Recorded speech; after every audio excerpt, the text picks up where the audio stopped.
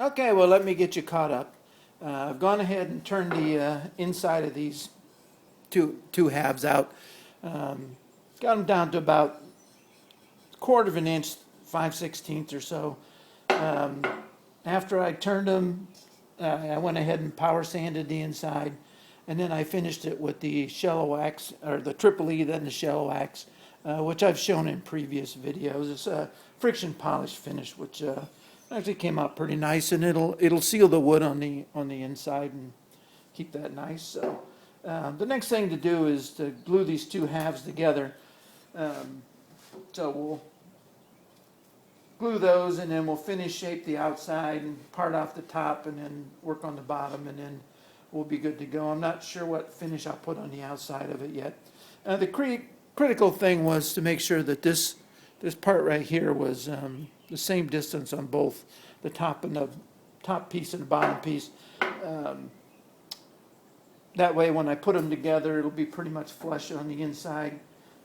Hopefully, because there's no way that I can get in there with anything and turn that. So, so far it's coming out pretty good. We're going to go ahead and glue these two things together. Probably let it sit overnight because there's not a lot of glue surface there. So we want to make sure that that's nice and solid before we go ahead and start turning the outside of it. So we'll come back once we get it glued together and start working on the outside of it.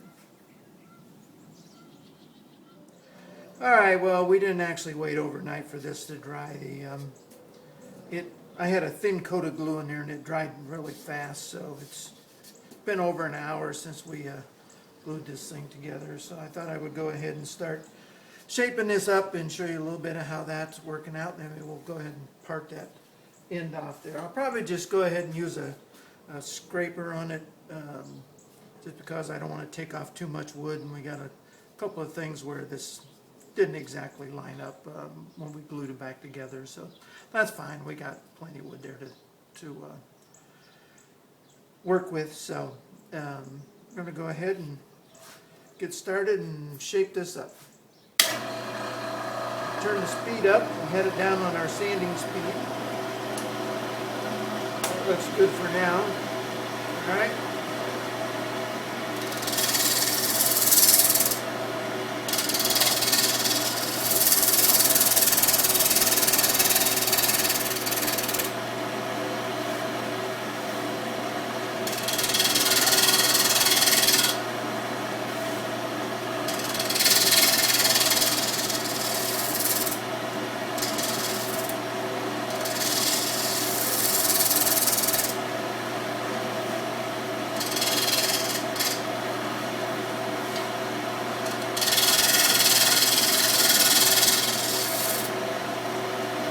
Let's see if we got that leveled out here. Oh yeah, we're starting. So got a little bit of a bump there, so we'll take that off. And I got a couple of little pieces got a little bit of a chip out right there I need to clean up. So go ahead and reset our tool rest a little bit. Anytime you take the vessel or turning off the lathe and put it back on, it needs to be trued up again a little bit. So it's a little bit jumpy in some spots, so we'll just take a cut across everything and get it back centered up again.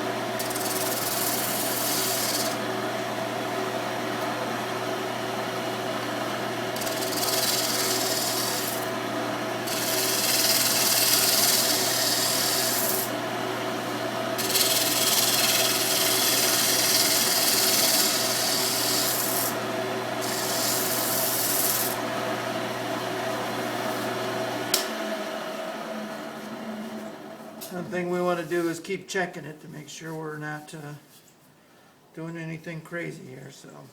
So I have a little bit of a bump there. It's not quite a smooth transition like on this side, so I need to clean that up a little bit more.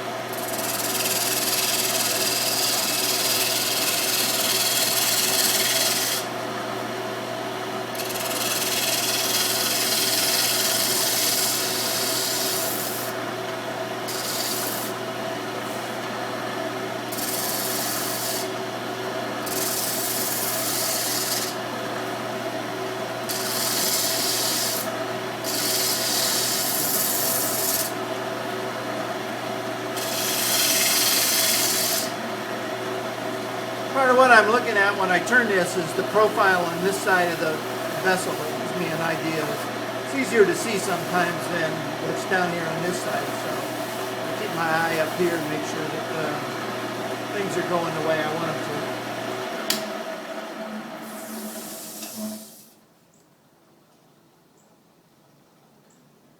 to. All right, we're starting to get that nice and shaped up there the way we want it. I'm going to go ahead and switch the tool rest around to this side, and we'll do a little bit of work on this side of the vessel. All right.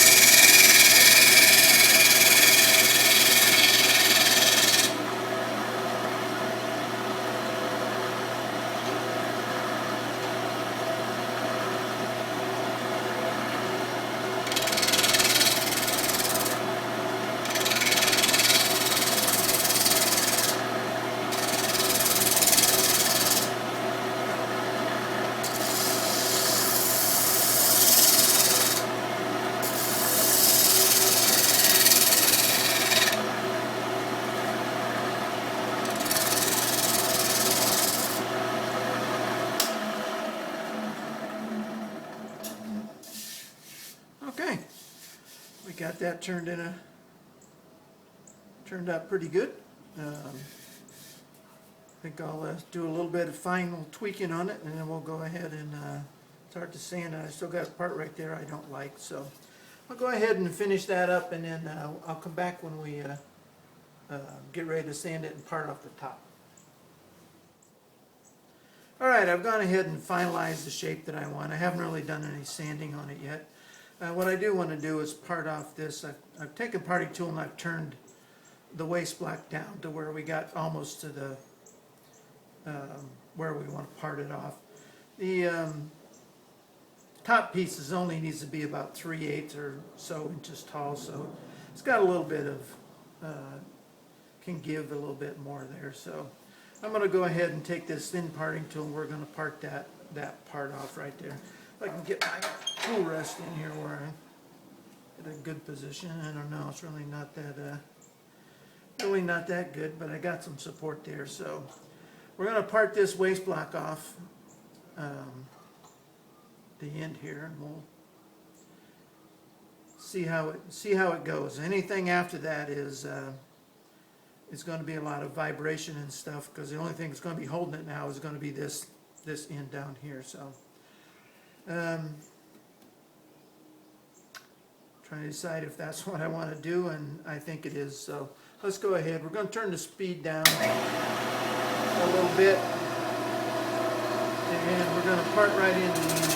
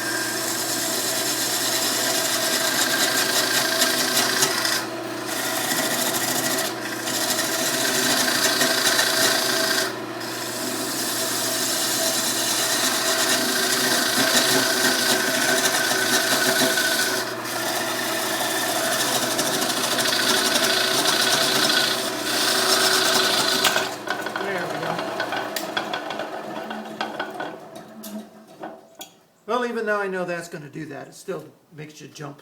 So we got that part. I can kick this waste block off of here and move this light out of my way.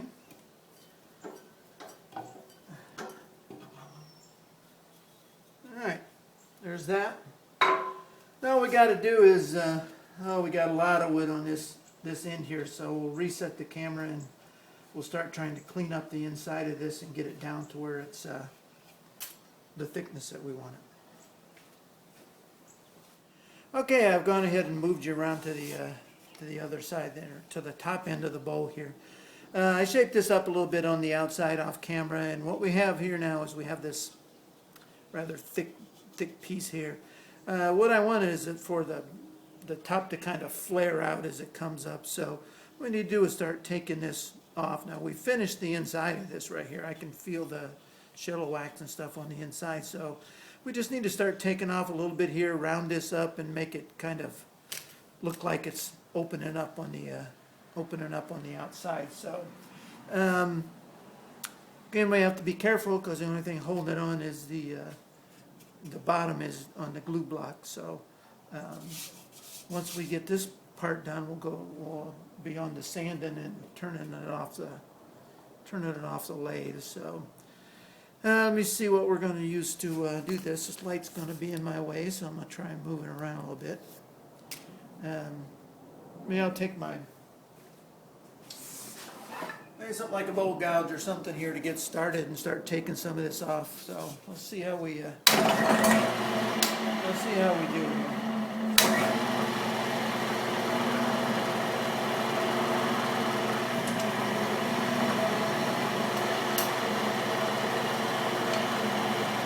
That's a little too high.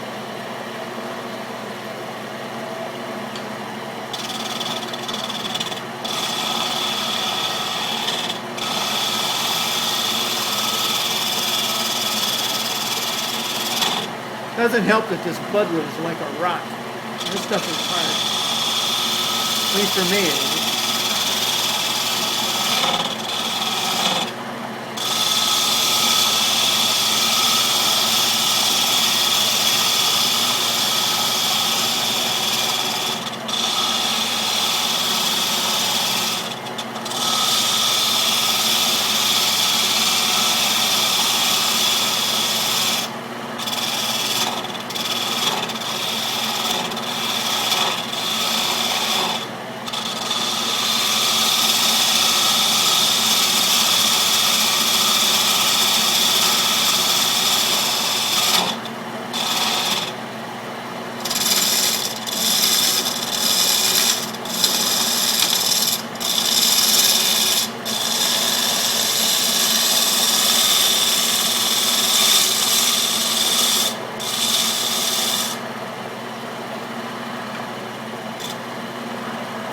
This light and me are going to fight here.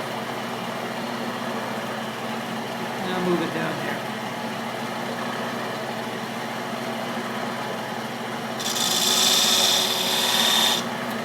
Yeah, that's not working.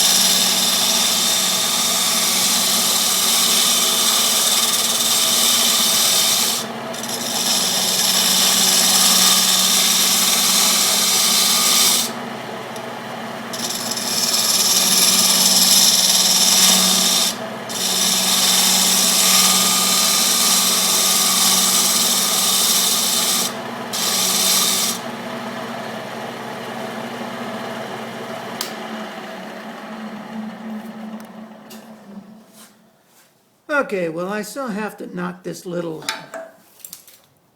ledge right here. Is edge still needs to be rounded off to make it more round. This light's going to be in my way. When I take the light away, it's going to mess up the video. So I'm going to go ahead and shut the camera off and reposition myself and get that piece knocked off there. And then we'll come back when we're ready to sand it up.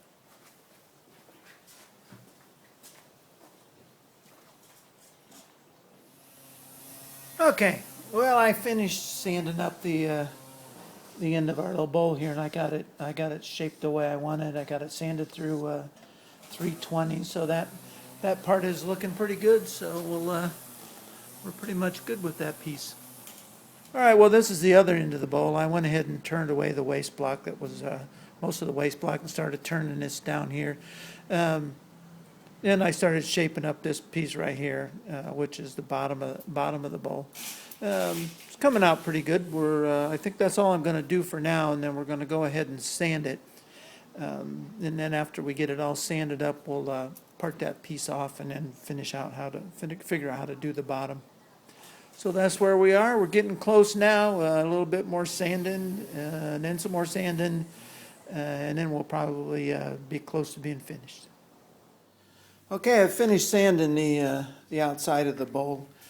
I did one of the power sanding with what I use is my drill and this scalloped sanding pad on a foam backer there. The scallop works well because it gets around the corners and doesn't catch or anything like that. So you have the lathe running, and then you just use the drill to sand the outside of it. I started at 80 grit.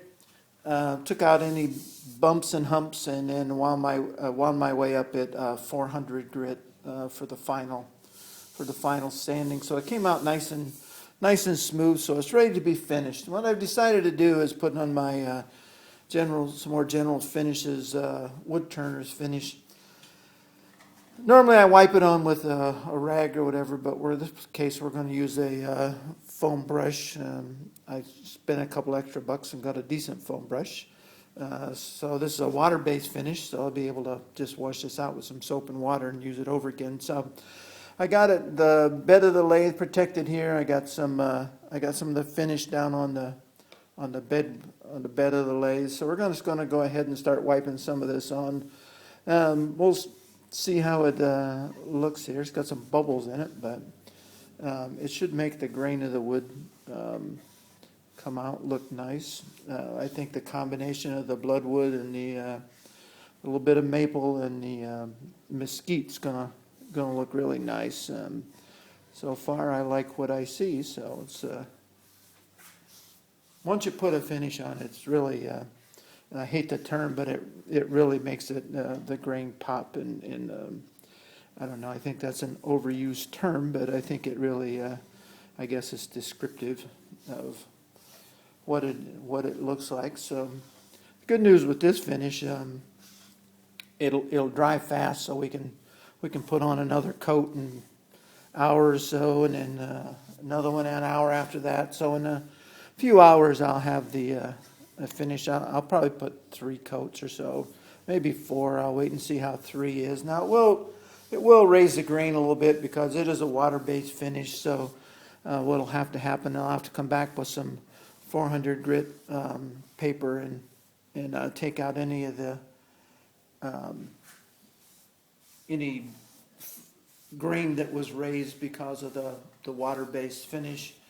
I'll also always sand between grits or sand between finishes anyway to keep it everything nice and smooth. Get out any air bubbles or any dust or anything that settles in the finish while it's trying to dry. Now this dries very fast, so there probably won't be much that gets on it, but you can see how quickly that went on there. So we got 1 coat on there. We'll just stop fussing with it. That's my problem sometimes. I try and go back over things that I should keep my hands off of. So, all right, well, there's one finish, and I think you can tell the difference from the start of this little segment to the finished part here, that it's really going to make it a nice looking bowl. So once we get it all done, we'll come back and wrap this up.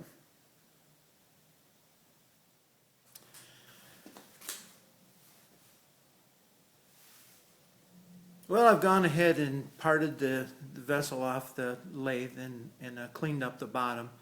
There's our little wood plug that we put in the bottom of it when we were starting our process.